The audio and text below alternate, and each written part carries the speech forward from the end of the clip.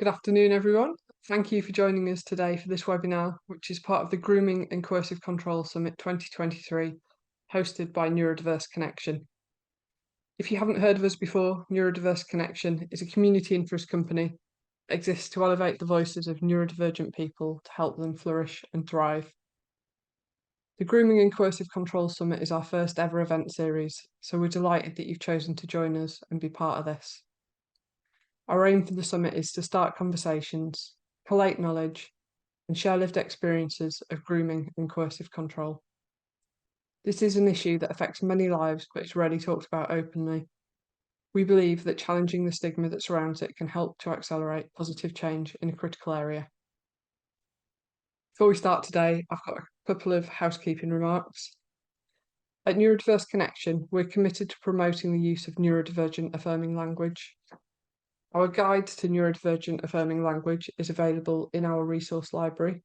However, please note that in these webinars, as with any content we host or share that has input from other organisations or parties, we can't guarantee that preferred neurodivergent affirming terminology is always used. Due to the nature of the summit, there is a content warning for all our webinars on grooming, abuse, and coercive control. This webinar also includes the use of offensive language and racial slurs as people describe their lived experience. This pre-recorded webinar is delivered by Imran Manzoor. Imran's the founder of Breaking the Silence, a Ministry of Justice funded psychotherapeutic programme. The organisation supports male survivors from racialised communities who've experienced childhood trauma and abuse. Imran is a trained psychotherapist, behavioural psychologist, trainer, racial justice campaigner, and educator. This session draws on Imran's interviews with parents of neurodivergent young people. This conversation explores early identification and cultural response to neurodivergence, support and support distribution. We hear about the impact and consequences of institutions that don't understand the experiences and questions of neurodivergent young people and what changes families would like to see. So, Imran, over to you. Hello, my name is Imran Manzoor. I'm a psychologist and a psychotherapist based in West Yorkshire. However, my project works nationally with South Asian men who have been the victims of childhood trauma and abuse. I've approached this project with some caution, primarily because the notion of grooming has a very specific meaning when it comes to South Asian communities, and I was very reluctant to use that kind of language. When people from South Asian communities, particularly Pakistani communities or Muslim communities, hear that kind of language, they correlate it with things like counterterrorism, or immigration, which are very much code words for us. When we think of the term grooming, what it harkens to for many South Asian people is this notion that has developed in the public discourse of this untamable, rapacious desire amongst young brown men for white women, and the way that these young gangs operate to sexually manipulate and abuse young white women. Absolutely horrific, but even according to a government report, the idea that it's somehow related to our ethnicity is unfounded, or somewhat unfounded. And so I had to think about the right use of terminology in order to really convey what it was I was trying to extrapolate from people. One thing became incredibly prevalent and visible, and that was that there was infrastructural issues that prevented young people being groomed. I'm going to come to that shortly. But the thing that was most concerning was that where a South Asian young man might be being groomed, there was still a presumption of some level of guilt on his part. And that relates very much to the role of the security state. The state's counter-radicalization strategy basically took ASD as one of many disorders, including anxiety and depression, to learn or to search for the archetypal pre-symptomatic psychological profile for somebody who might one day be involved in in terrorism. And so it was part of a counter-terrorism strategy. Mental health was thus perceived as a panacea for national security. And young men with ASD have unwittingly been referred to programs developed specifically for that strategy. And this pivot towards mental health blurs the line between risk and vulnerability. So where a young person might be being groomed, where they present with a particular vulnerability, instead of placing the young person at the center, the greater concern was placing them at the center, not because they were vulnerable, but rather that they themselves might pose a risk and therefore needed policing. To illustrate that, I'd like to take you to an interview I did with Mr. Q, or a section of the interview I did with Mr. Q, where he highlights the impact this had had on his family. Let me ask you one thing. You've mentioned sort of fixation became a thing for him, but at one point, his interest and fixation on issues led to some fairly unwelcome intervention from the state, if I remember correctly. So he was in college, so they have internet time. He watched a video, and it was a motivational video, and it just happened to be young, handsome Muslim chaps who were it was like a rap. They were singing about motivation, doing well. They were in a private jet, and they were like, we're flying to Mecca, Medina, which are the two Islamic holy sites, saying we're going to do well in life. We're going to do well in this world, and we're going to do well spiritually. They had the bling bling, and it was a nice tune in the background. Next minute, we've had to tell Prevent. He was watching an extremist video with the words, mashallah, inshallah. And wow. I'm like, just so we know, mashallah is essentially just praise be to God. And inshallah being God willing. God's protection, yeah. And inshallah just means God willing. And it's funny because fast forward for 10 years now, I have Caucasians, I have people from the Afro-Caribbean community that are not Muslims. They use this language in school openly. My other children tell me that it's become a bit of a thing. However, back then... They referred him to Prevent. What happened next? Well, they wanted to, there was a whole, I got called in, there was a whole investigation on this video. And I said, listen, I've seen this video. I've shown it to other people. I showed it to you as well. I showed it to other people from different backgrounds. They thought there was nothing wrong with it because there wasn't.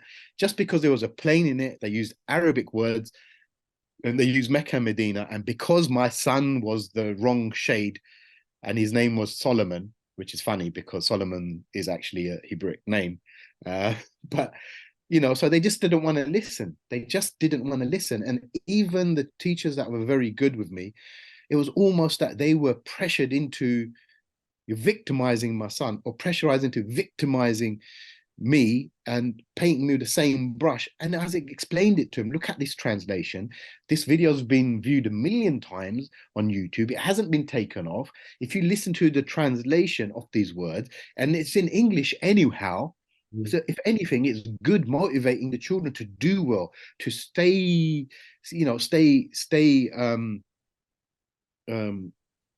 how can you say, remain enthusiastic about life, stay positive, have aspirations. That's what it was about. But when that happened, what was the impact on your son? Did he know what was going on? He had no idea what he'd done wrong. He had no idea what he had done wrong. I remember speaking to him at the time and he was like, I don't get it. I don't understand what I've done wrong. I don't get it. It took him 10 steps back. It made him suicidal. It made him feel like he wasn't wanted, that he was actually, he thought, what have I done wrong? And now he's high functioning. So he does know the difference between good and bad as per se.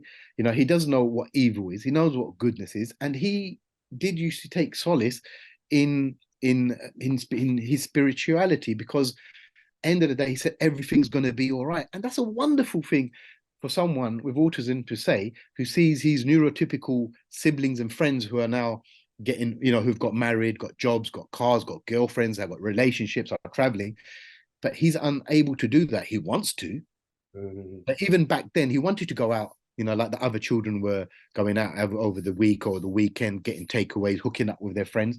But he just was not able to do so with the challenges that he was born with. So all this lack of sympathy, this lack of empathy took him 10 steps back. And who had to deal with it? The parents. Who had to deal with it? People like you, who used to get calls 12, 1 o'clock in the night because I had no solution for it. Mm-hmm. The grandparents had to deal with it. My brother and sisters, my friends had to deal with it. So for those who I spoke to, the traditional notion of grooming, where somebody exploits the child and removes them from their own property, and because of their added vulnerability, certainly amongst the people who I've interviewed, that wasn't the case. And this is quite important. The community's norms and values, often quite conservative norms and values, acted as safeguards for neurodivergent young people from being groomed or coercively controlled. If there was coercive control, it was very much within the home. Again, that's something I'll try and address later on. These children had extended families to watch over them, preventing them from spending time in spaces sort of outside of the school that made them vulnerable to coercive control. So just to illustrate this, I'm going to show you a couple of clips from 3 different interviews that I did. What level of support did you have from within the family, the community, etc.? Well, the family and community, God bless them, they have probably been, they have been a solid foundation of, I would say, survival and even my sanity. And it's not out of training, it's out of pure kindness and humanity. They appreciate the chap's a good chap. They appreciate he's got challenges. They appreciate my friendship with them. They appreciate my family friendship with them. We haven't been in trouble by the law. The most trouble I've ever had is a parking ticket, which I've paid on time. I haven't even disputed it. So people, based upon, thank God, relationships over the years, they have tried to participate, advise, been available for phone calls from my son, Sure. spend time with him outside, entertain him. And in the mosque, because I know he likes to, go to the mosque and it gives his life meaning. Generally, are people loving and protective of him? Yes, I mean, so he from teenage age. I mean, he wasn't an independent traveler, but as soon as once we moved, and the mosque was approximately 5 minutes walk away. When he did start to commute himself, he found comfort, friendship, solace, sympathy, in terms of empathy, that they treated him as just a neutral person, because they had a common ground was everything's going to be okay. Goodness always succeeds. This is how we conduct ourselves with people. Yes, within a doubt, because of his social and communication issues, there was a few minor issues, but once they were clarified, it was back to, we were back, things were back on track. And that's where he probably got, I think, the attention and the comfort and the love he needed and he wanted. I mean, even that was flagged up. Oh, I heard he goes to the mosque. We heard he's quite vulnerable. It's like, yes, he's vulnerable, but we do vet where he goes. But, there's an assumption in there that going to the mosque is somehow poses some kind of a risk. And that's symptomatic of a society in which Muslims embody threat. Interestingly, what I did find was that a child with a diagnosis of autism actually led to vulnerability for other children within the family structure. What we saw was parents spending so much time with the young person, understandably, with their child with autism, and therefore the other children felt neglected. There was unequal distribution of caregiving, and it led to kind of jealousy and hostility and the breakdown of relationships. And actually, in one of the situations, it led to another child, a child with a diagnosis of dyslexia, being vulnerable and was groomed and was exploited. So because the parents were distracted here, actually, because of the community structure that protected the vulnerable child from suffering, from grooming and exploitation, the other children who were neglected actually reported actual grooming and actual abuse. This is having on you, and what impact is it having on your other son and your daughter? So it's a very good, it's a very good very good pointer and a question, because it puts pressure on the marriage. It does, without a doubt. Then the focus on the other children is taken away from them unintentionally. And I was saying this to my other children the other day, that I was so engrossed and focused on establishing a timetable, a process, or a procedure for my autistic son, that the other children at that time, the other two elder children, kind of slipped. Sure. Their needs had slipped, because another one of my son is dyslexic, and the same thing the school didn't really want to know with regards to his challenges. But I was so fixated on fixing Suleiman's life. When I say fixing, I say it as a parent, and not as a as a dictator, that I'm going to fix you. Make that very clear. No, listen, I think the audience who's listening to this talk are very sympathetic and fully understand exactly what you mean when you say that. I'm going to sum it up. It was desperate. I was desperate. It used to affect my mood. It affected my friendships. It affected the way at times where I could deal with other things effectively. I remember you saying that sometimes you'd be out with friends, but you had to just be on the phone because absolutely, so much going on. Absolutely. This is a very good point. I'd be in a situation where I'd have to get a call if my son's calling me. I had to, answer to him. Some people understood it. Some people didn't. At work, some people understood it. Some people didn't, because it was a matter of urgency, because he would self-harm. Mm-hmm. He'll make how can I say? Well, it was threats to himself, because he was so confused. He was, he spiraled down into depression very, very quickly. So yeah, it had an effect even with my ex-partner, who was also done a course on SEN. She would say, "You're always on your phone. You're always on your phone. What's his packy problem?" It's a cultural. Once again, it's a cultural. It's not a cultural thing. It was autism. Oh, yeah, she wasn't from your culture, right? She was white. Yeah, no, she was white culture. I actually went to school with her.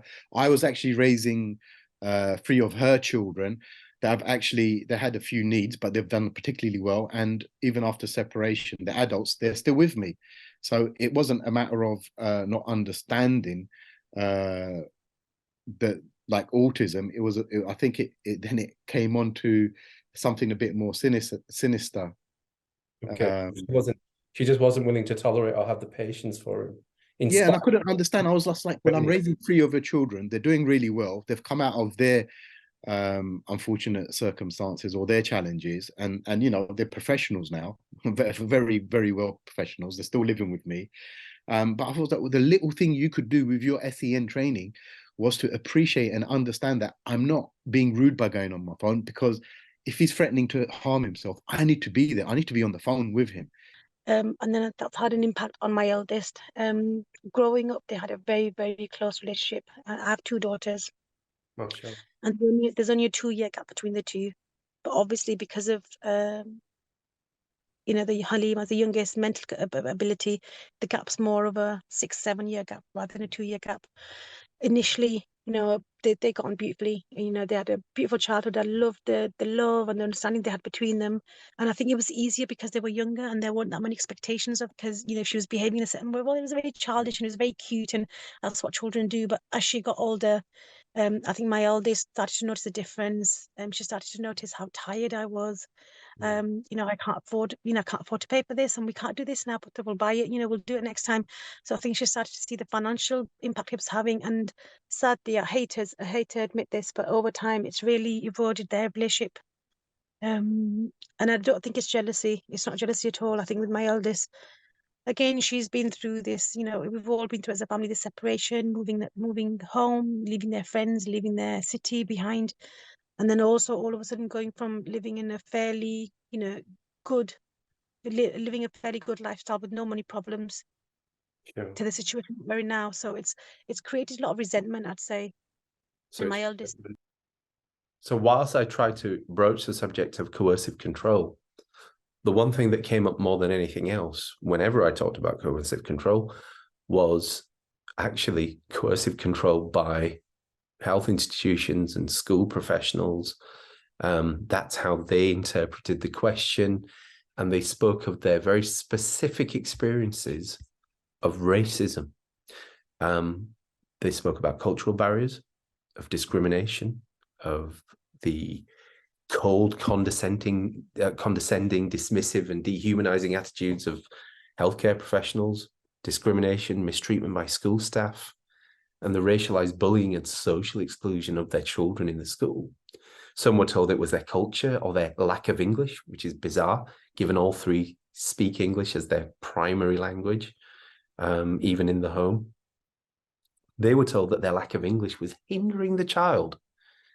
And again, it speaks more to the prejudices and assumptions of staff, and also tells us that modern EDI, for all its potential benefits, isn't necessarily achieving what we would hope it would achieve, given the experiences of these parents. When SEN support assistant said, well, if his name ended with Smith, he would have got twice as much of help, twice as much as funding. Wow. And had he even had less or half the challenges. Now, these words still resonate with me. I'm fighting a constant battle with school, though, you know, just, again, trying to prove myself that I ain't your average dumb person where you could tell me what to do. I know what's best for my child. I know what's in his EHCP. Am I guessing you just changed the noun there to person? You were going to say something else. Can I say that again? I get the impression you just changed the noun there, that you were going to say a different term rather than person. Do you feel like you? I was gonna say Paki, yeah. I'm not just an average Paki. And okay, so you feel constantly like you've got to prove that you are not. Of course you do. That they Of course view you do. detrimentally. Of course you do. I mean, my son was coming home with his pants where he peed himself in school. He wasn't doing it at home. And I'd have to go in and tell him, look, why has he peed himself? It's because you're not taking him to the toilet. In his EHCP, it says here clearly, under this paragraph, he needs help with his personal care, which means he needs to take him to the toilet or prompt him to go to the toilet. You're not doing it, you're neglecting him. Mm-hmm. And they didn't have anywhere to stand, you know, after like try to take him on. But every time I try to take a teacher on, first I need to prove that I'm not thick and I'm not just uneducated. I'm not just making comments and not being awkward. I'm just making sure you lot are doing the job that you're paid for. Yeah. And it's as simple as that. You know, if you're doing what you're paid, you know, he gets support. He gets 22 hours a week, one-to-one support. That person needs to be with him because the council are paying for that. So why is that person not with him? Why is he not doing this? Yeah. So I had some really tough conversations even early this year when he went into a different year group. And the Sen guy, he's really nice. Yeah, I'm get on with him now, but I've had some really difficult conversations with him. What I've seriously, you know, he sat down and stood up, and I'm literally telling him, I'm fucking better than you. Don't think you can take me on. You know, your salary is like a quarter of my fucking salary, so don't even look at me that way. And a lot of arrogance came out because I felt like it needed to come out because he's just looking at me thinking, oh, whatever you done, Paki. Do you get what I mean? Mm-hmm. So that's something you're consciously aware of, and it impacts how, you know, you feel that you're being perceived. It's something you have to stand up to.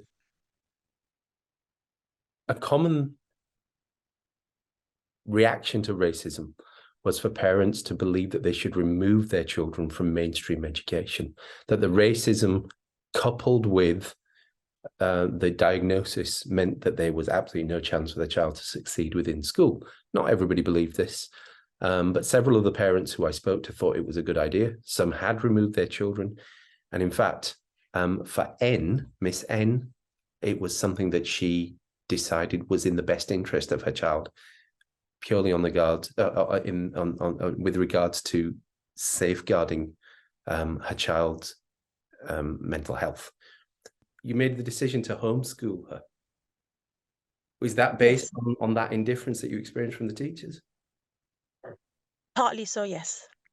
So it's partly the behavior of the teachers, and also the fact that she was bullied at school and the teachers did nothing about it, but also the impact it had on her. She would come home and she would just cry. She would, sit in my lap and cry, and it was horrible. She'd come home every day, and it would take me a good few hours to settle her down, to calm her down, to, reassure her. And then also the academic side of it, she wasn't understanding anything that was being taught in school. She was in school for 5.5, 6 hours a day. I'd come home and I'd say, "Oh, what have you done today?" And she had no idea. I'd go over the basic things. She was in year 6. I'd ask her, we'd play games, and I'd say, 5 had 2 or 3 had 9, the simple things, and she just couldn't do anything. And I knew the system wasn't working for her, but I just felt there was so much going on outside of her life that I needed that stability. So I kept her in school. By the time she got to year 6, I thought this is not working for her on any level, academically or emotionally. It's just not good for her at all. And I'd seen that in, West Yorkshire, Bradford, there's a huge homeschooling community. Met a few people, got to talk to a few mums, and I thought, I could do this, and we're going to give it a try. So I asked her, said, "This is what I want to do." I asked my eldest, "I'm thinking of homeschooling her. What do you think?" And they said, "Yeah, Mum, give it a try." And then it kind of just snowballed from there. So she's been homeschooled ever since. So whilst our conservative and very collectivist cultures act as safeguarding, creating safety barriers for children who are vulnerable from falling into grooming and other forms of exploitation,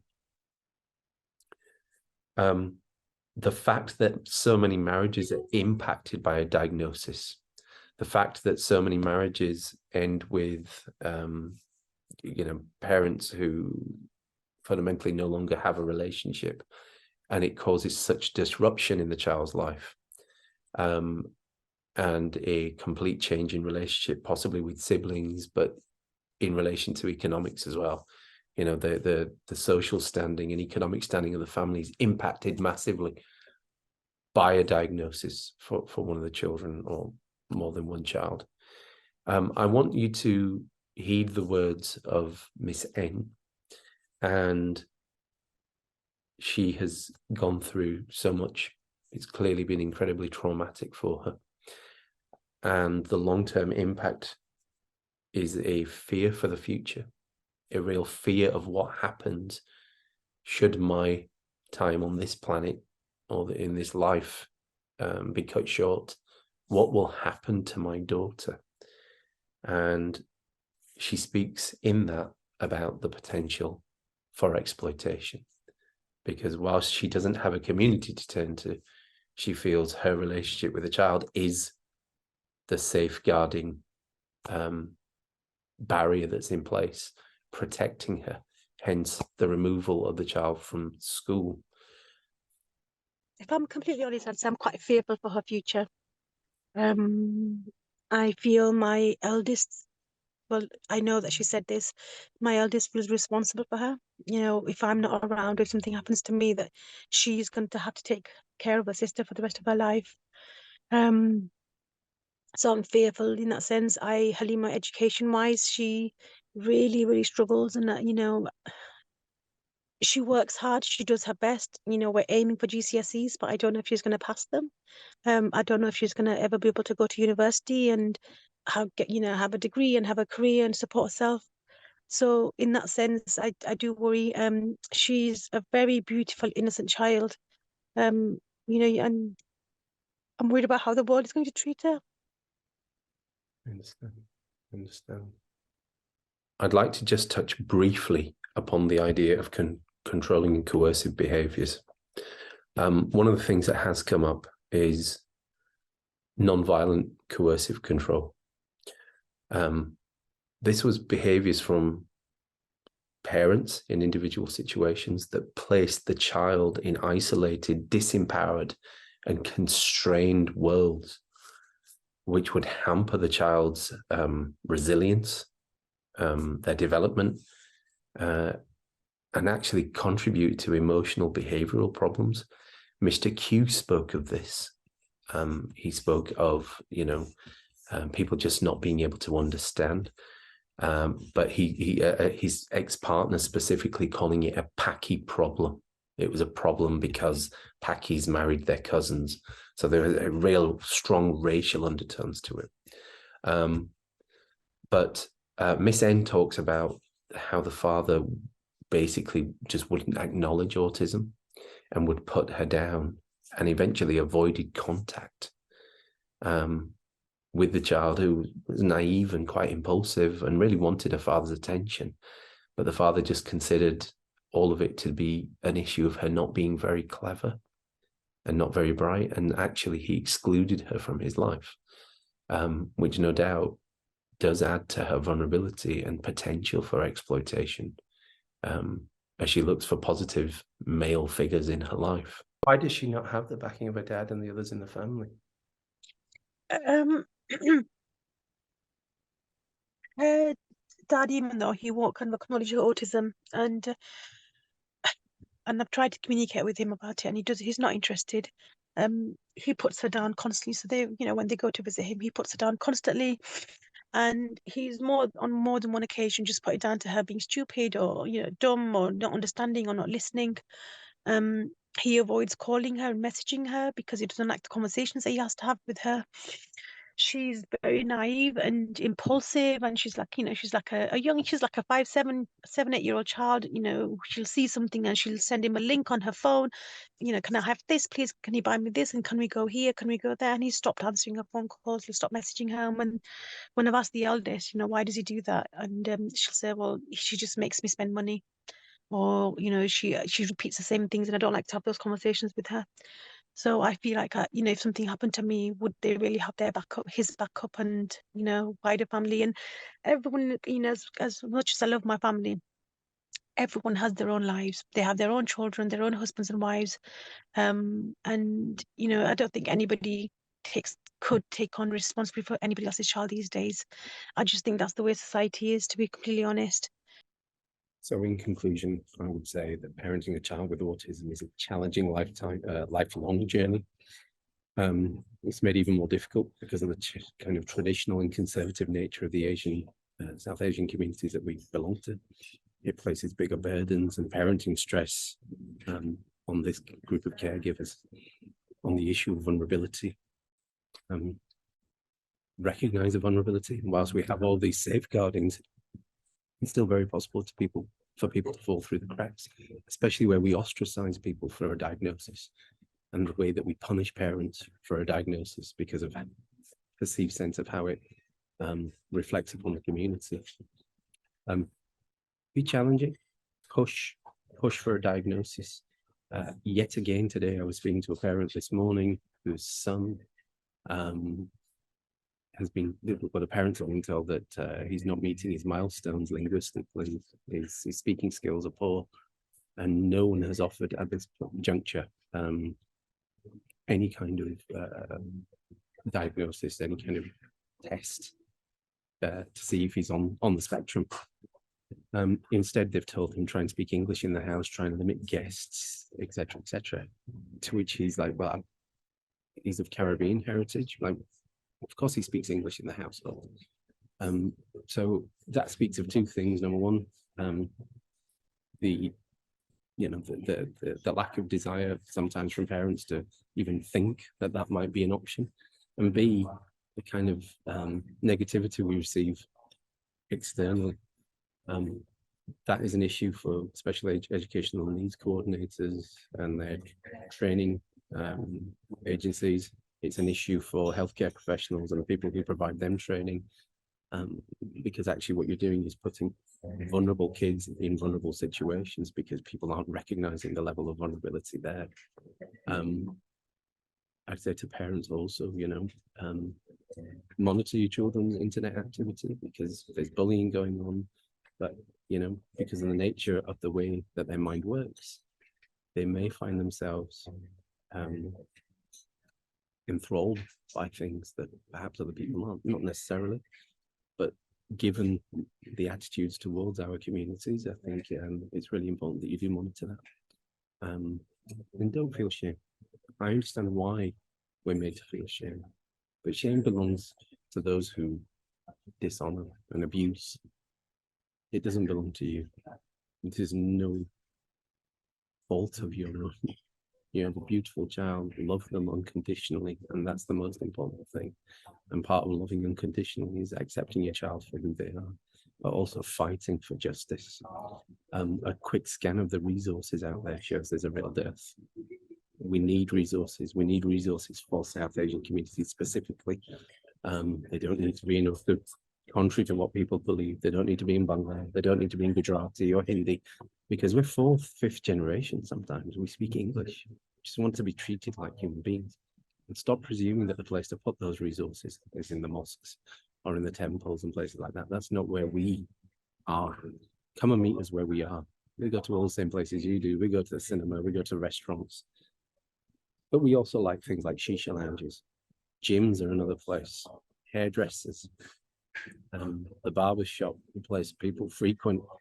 And that's a good place to leave resources, educate people, feed through community grassroots organizations to help parents improve access for their child to the care that they need, but also to upskill themselves to ensure that their child is kept safe and receives love unconditionally.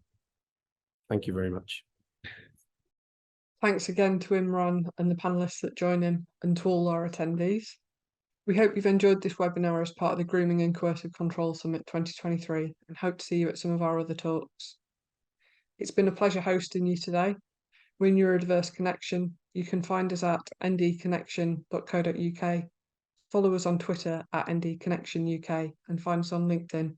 Again, thank you very much for joining us, and take care.